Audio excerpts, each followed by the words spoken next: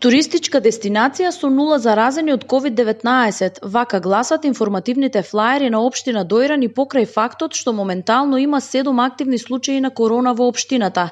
Флаерите со препораки за заштита од коронавирусот беа делени помеѓу посетителите и туристите изминатиот викенд, но на плажите и базените во ова туристичко место само делумно се почитуваат протоколите.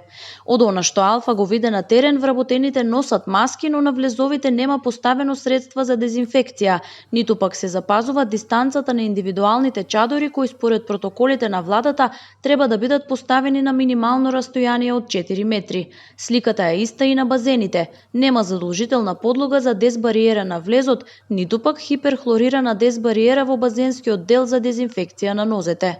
И покрај информативните флаери со препораки за заштита од коронавирусот кои викендов им беа доделувани на посетителите и туристите во Дојран од страна на комуналните редари, сепак во ова туристичко место делумно се почитуваат мерките за заштита.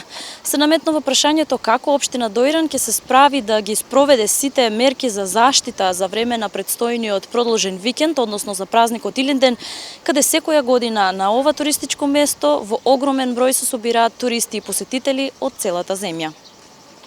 Ситуацијата излегува од контрола особено за викендите кога во Дојран туристите буквално не можат да се разминат, но и навечер кога младите се собираат и забавуваат на плажите. Сместувачките капацитети се полни до средина на август, а се очекува бројот за празникот Илинден да достигне и до 10.000 посетители дневно.